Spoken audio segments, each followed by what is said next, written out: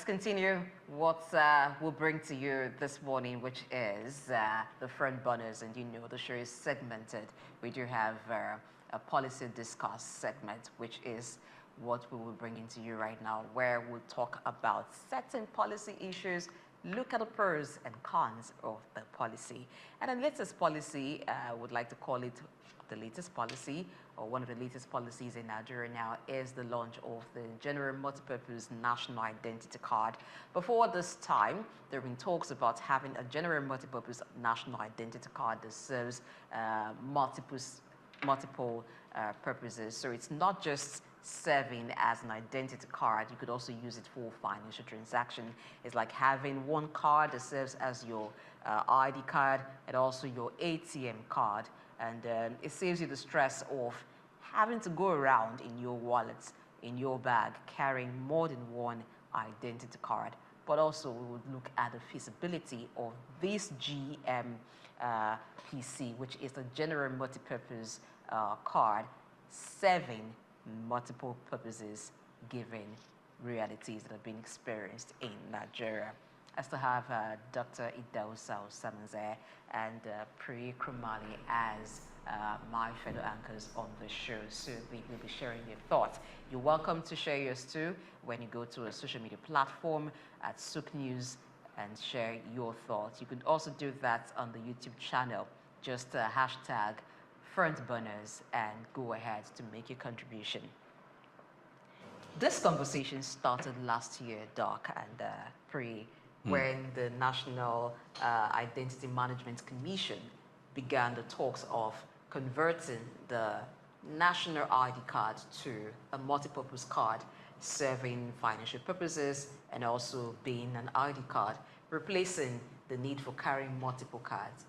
It's a welcome development, if you ask me, and I think Nigerians will want to feel relieved that they do not have to go about carrying different cards. You have automated teller machine cards for different banks, but if you have this, there have been collaborations done with the interbank settlement scheme and also with the Central Bank of Nigeria that gives it the function of serving as a card you could use for financial transaction. It's also an ID card.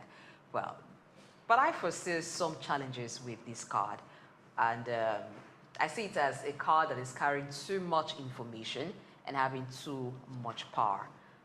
So if a person loses this card, that's not just your identity card, but it's able to give access to your accounts, there are problems. Someone will say, well, when you lose your ATM card, what do? You go to your bank to try to block the usage of the card and you apply for another.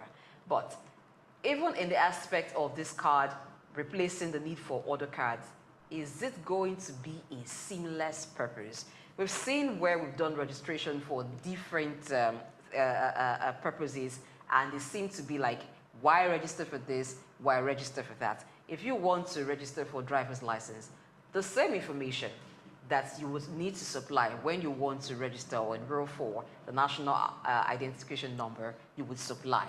And when you go to some other places, or maybe to the bank, you want to open an account, they would ask for your BVN, they would ask for your national identity number, they would ask for utility bill and some other things.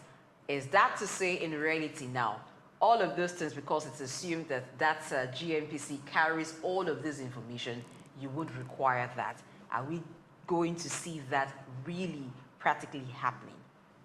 Well, I think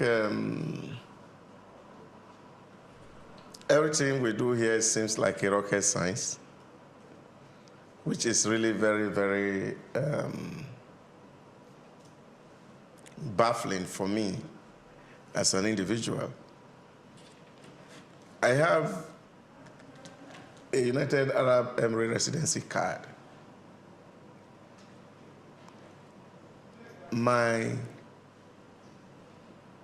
visas for travel is inside the card.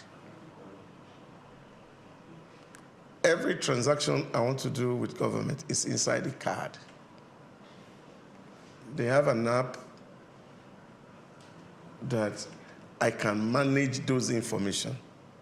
That even if I need to do anything with immigration or customs, right there on my app, once I plug in my ID number, I do that transaction seamlessly. I'm getting into the UAE, I don't need to go through any check. I just put the card on the machine, the gate opens for me, and I walk into the country. And so, the system knows where I am, and they know what I'm doing per chance.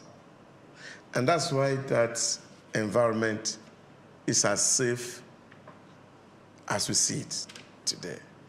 And people are willing to go there, do things in the night, in the day, and they want to come back again.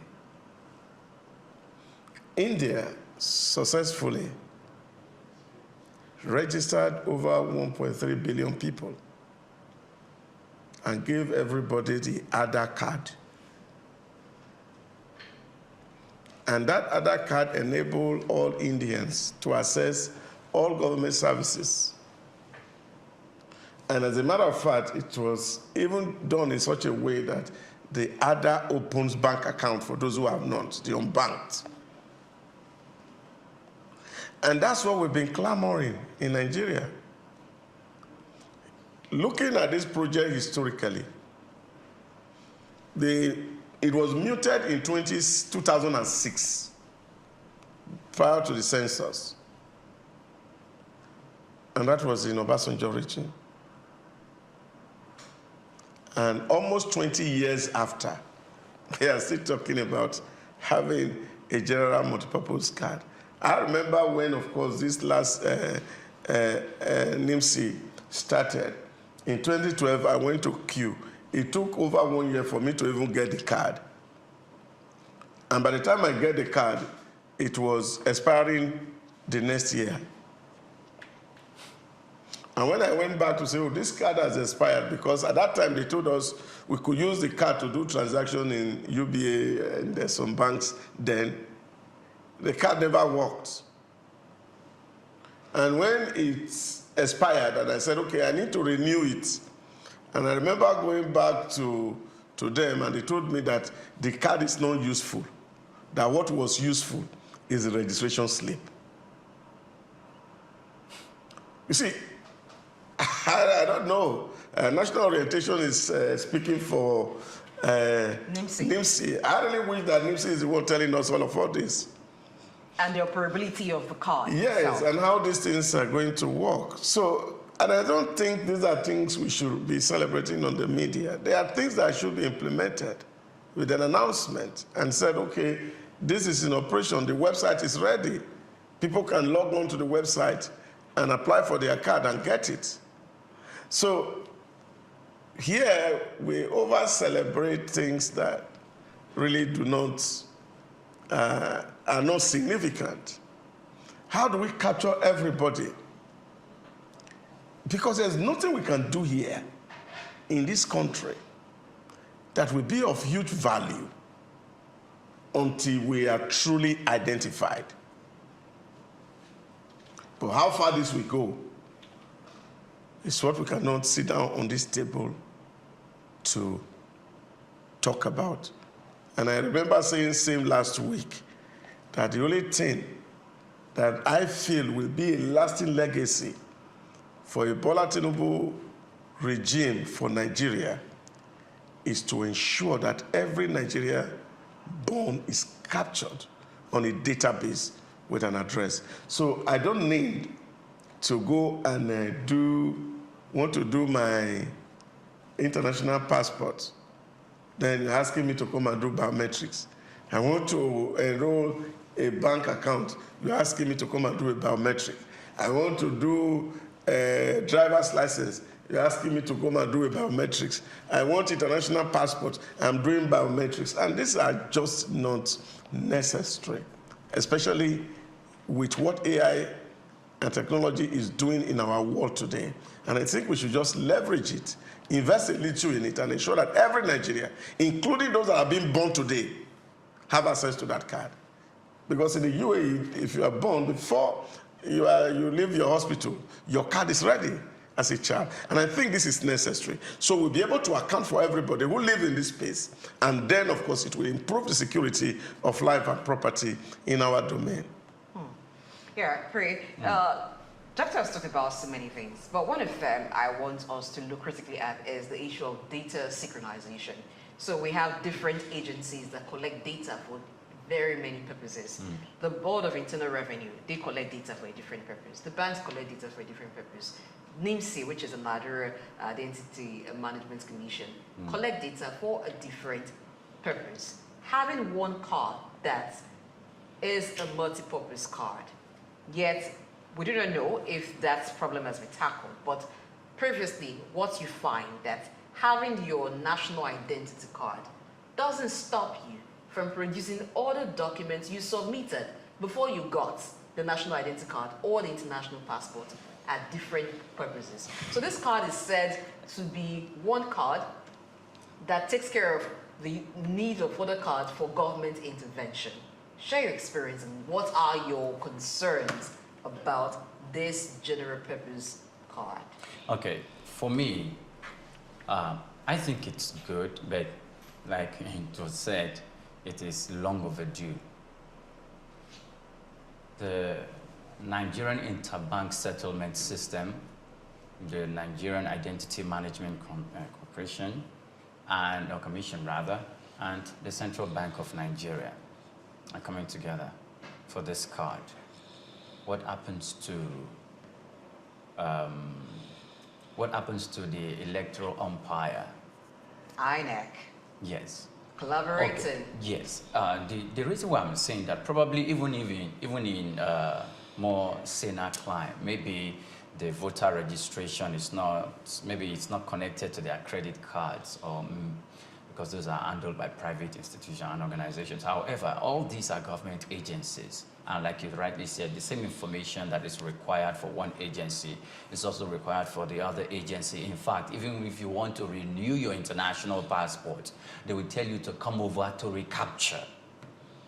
And your thumbprint will have to be there. Why? It's not necessary.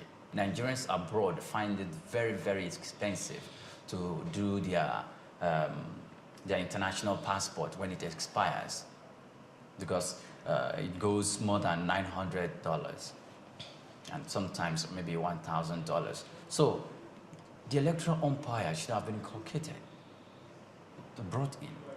So we know that Nigerians are clamoring that we need a simple document, just one thing that will enable me to do everything, and of course enable me to vote. Two, okay, maybe because maybe this particular card can be given also to aliens, those who are not Nigerians, to wield around when they come into this country, or if they are going to stay in this country for a while, pending when they start applying for citizenship.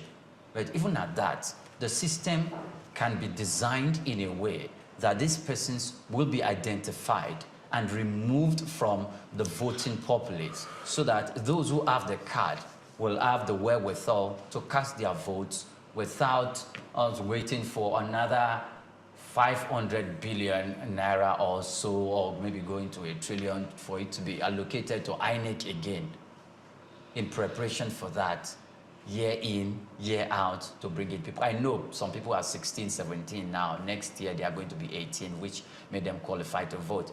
Yes, all those things will be factored into the card, and the card will be designed in a way that it will bring them into the database, capturing their age, so that even when you want to use the card to cheat when it's not your time to vote because you're not qualified, you're not up to 18, it will be detected. Now, if we look at the functions of the card, basically, that have been highlighted, the same, it serves two major purposes: identification and financial transaction. This is something that is very key and could help us in security if well used. So a person's card carrying their financial details as well can be used to track who that person is and the financial transactions that they make, assuming that all the financial transactions that they make were electronically done. But that aside, did we necessarily need our identity card to be infused into our financial cards in the country. Being that the bank has already, or the banks have already settled that aspect, you can get your electronic cards from the bank. I would think that what we needed necessarily was one identity card that serves as a general identity card and is in line with the voter's card as well. But for this, it's just going to identify you, and you're also going to maybe use it for financial purposes if you wish. Now, if I do not wish to get that general purpose card because it's not mandatory, I can choose to retain my national ID card and also use my other cards. It doesn't take away from that. What exactly do we need to do to make it seamless for identification, for agencies of government to do their job, and for security to be improved? I think we could be addressing this question to NIMSI, if they were speaking. NIMSI, but isn't that strange? Because isn't that strange that they are not speaking, yeah. and the National Orientation Agency is speaking as if it was an issue that they were conscientizing Nigerians about? I had these issues some years ago. Somebody who told me, and was very close to the system, that in 2006, when this whole idea of national identification was mooted, and then they brought it to Aso Rock and they asked the authorities and said, this would be just good for Nigeria. We have all of this. It will enhance our security and all of that. And I said, oh, beautiful, beautiful, beautiful. And then they asked, would they be using it for vote also? Oh, and the man said, oh, yes, it will just be good. We don't need to be printing voters' card. And they said, okay. And that was it. And the project never saw the light of the day. So because really, the over-politicization of our environment is actually the bane of Africans' underdevelopment. Because everything is considered in the light of its political correctness. As long as the struggle for power remains do or die, as we had it in 2006, it will be very difficult for you to contemplate that system that will be relying on vote or voters' manipulation to think about identifying everybody. So we cannot forget Kennedy's word. Statesmen, they think about the next generation. Politicians are only concerned about the next election. So this is the fundamental issue that needs to be resolved. And whatever that NIMSI is doing will just be something that is remedial. It's not something that is going to nullify other cards that you are holding. So what we have not been told is that will it serve as our international passport? Or will it become the basis for a driver's license? Are we going to still be holding all of them together? Because we just said, okay, this will be used to access government services. And financial services. And so what these services are will need to be detailed so that at least as citizens from our end will be able to see. But if you look at the key feature of every good card that is working, it will provide where your location is. It will provide where your addresses are, what business you do, your bank verification, so that even if you are being accused of a crime, having access to your detail alone, the law enforcement agents can do their work effectively without necessarily have to keep you in a detention. And they would have been done with all the investigations. And when they are going to prosecute you, it will just be seamless. It will just be simple. But I hope that common sense, the kind of revolution happening in America right now, will also override political exigencies or expediency. If this card is projected as an alternative, then it's at the discretion of Nigerians to either go for the card or not. So it means that every other card still stands and it's just going to be one other card. Now, my interest actually is the requirements that we still ask for, or government agencies still ask for certain things. You have a national identity card. You have an international passport. Yet, you will get to certain areas and some basic things that contributed or were required of you before you got those major cards are still being asked for. Why would we be asking for local government certification in order for you to get international passports?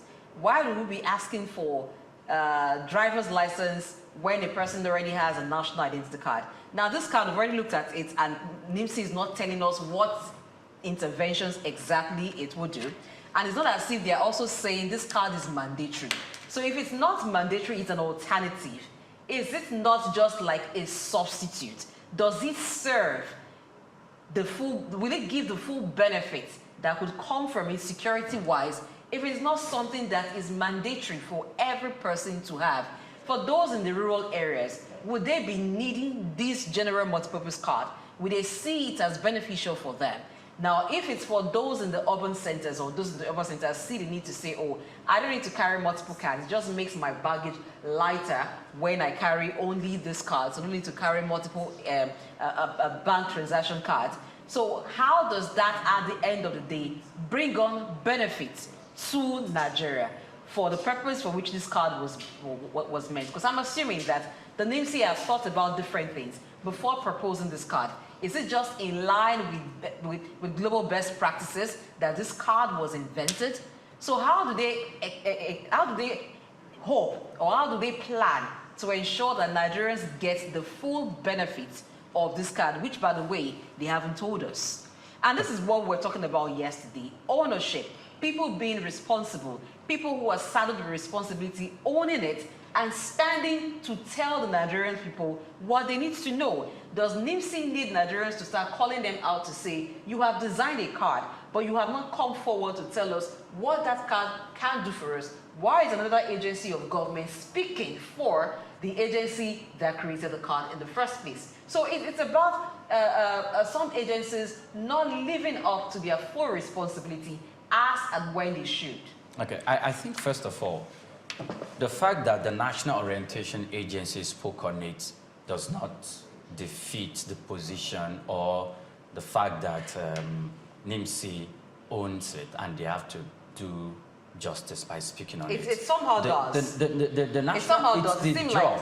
It is part of the NOA is not a spokes agency for NIMC the in this case. NOA can speak after liaising with any other government, ministry, department, and agencies, and they have that agreement on the information they want the public to know about any design of government. But there is a communication arm within the NIMC. Yes, I know. Why is that communication that arm the not speaking? NOA has not breached any law. I'm not saying they've breached. I'm asking why I'm driving somewhere. It has not done anything wrong by speaking. Like, this is it, and this is what it will be used for, and all of that, except NIMC felt they did not give out the right information. However, we were told before, and that's the reason why Nigerians had to fill up the queues, even during COVID-19 pandemic, where we were told you need to go and register your national identity number, you need to have it, and you need to work with it. People's telephone lines were blocked as a result of that. During COVID-19, Nigerians trooped out en masse. In Allen Avenue, I was there to cover the report. In other places, in Ikeja, I was there to cover the report where Nigerians went to go and try to unblock their phone lines by way of NIA. The name seems same. Yes, yeah. So the thing is, and what were we told? We were told that it's going to serve as one of the reason or one of the instruments through which the federal government is going to fight and tame insecurity and terrorism, because these kidnappers kidnap Nigerians and they send messages that for you to pay ransom, and when they pay ransom, sometimes they deliver this money at hand, and sometimes this money gets back into the banks, and sometimes the money gets back through a bank account into the banking system. So if you have a bank account, we all know you have a telephone number. And if you have a telephone number and you have a bank account, of course, we also know you have a national identity number. So if it's about fighting insecurity in the country using that method as the security agencies or as the federal government has said, yes, it will do well, but it doesn't look like we are really utilizing that for efficiency. You know, I think the only beauty about what we are seeing today, for me, that this initiative is not from NIPSI itself. That is a private initiative. Afrigo is championing this cause, which is a private business people. And I think it will cost some fortune or create economy for some people. Hopefully, they're likely to drive it. And that's why I'm really not talking about what NOA or what NIMSI is doing, because it's AfriGold that is pushing this agenda. A Nigerian local card manufacturing organization. It's a private entity. It's a private entity. So what I'm emphasizing is, will they be giving that liberty to drive this entire process? Can we also have the nation set a timeline for this project to be completed? And to say this is starting on 1st of February 2025, and by 2030, we are hopeful that everybody born in Nigeria, living in Nigeria, who has residency in Nigeria, or has been naturalized to become a Nigerian, has this card. And so we have a window of 5 years. So people don't need to be stampeded in one location struggling to get a card. And then we can do them seamlessly. And for this period of 5 years, this card will be existing side by side. But where people need access to government services, they should be made to go get the card for them to access it. In that way, we will be able to achieve the overarching goal of providing security for lives and property, which Krumale has alluded to. So the card is good, no doubt about it, like every other policy of government. But what may be lacking is a political will to drive this process across all sectors. So if I'm going to my voting booth, even if I'm still going to use INEC printed card for the purpose of voting. And some new cards were printed with more money. So they should just have to use this new card for accreditation. So the cases of underage voting will go away. And then we are now sure that those whose votes are counted are the ones. And it's also possible that we can also program those cards on the beavers of INEC, so that if that card is swiped on the beavers of INEC, data is received on INEC server that this person actually came out to vote. And it is nullified when it is below 18. Below 18. So all these things are things that can be done and can create sanity in the space. And this much needed ecosystem for business to thrive, for prosperity to happen, can actually evolve naturally. Doc, sorry to interrupt you. There's something I want to point out. You mentioned and identified that it was a private entity that was championing this cause. Data is very important.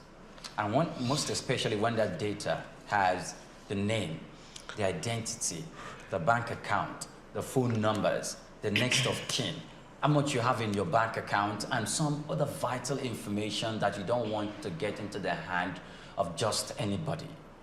For the fact that a private entity could be championing that cause calls for security attention. We're talking about Nigeria, from people of all categories, all strata of society.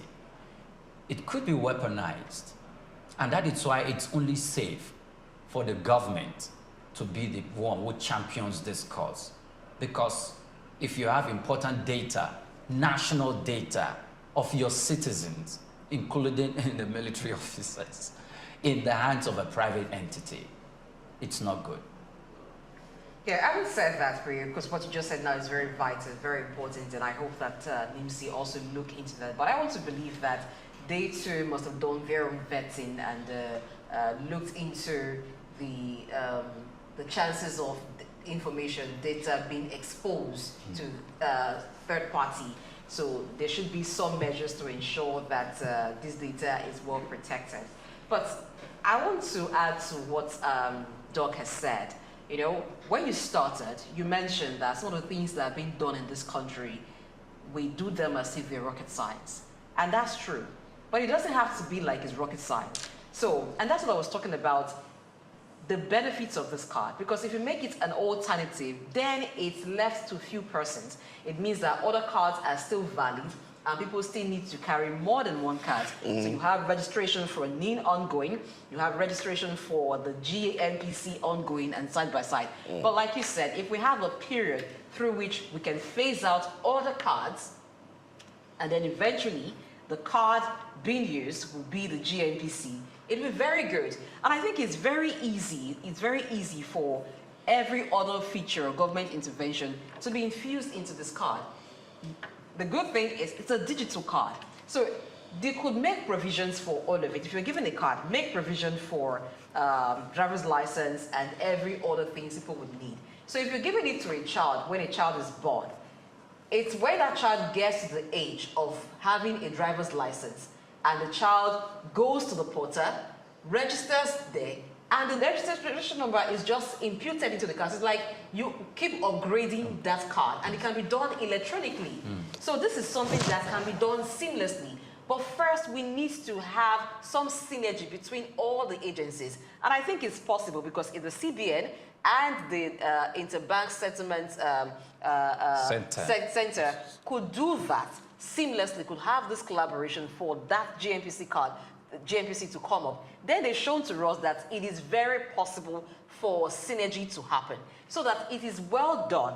You don't need to go to different centers to have this done. Online is a digital card. You impute the new information, or you update information and say you want to upgrade to this level. And what they just need to do is to ensure that your card is updated to the level and it serves different purposes. That way, it will even save government money that government is spending to print voters card, print a driver's license, even if driver's license is being paid for. So it works at the end of the day. The only way that the benefits of this card can be gotten by Nigerians is if we do things rightly.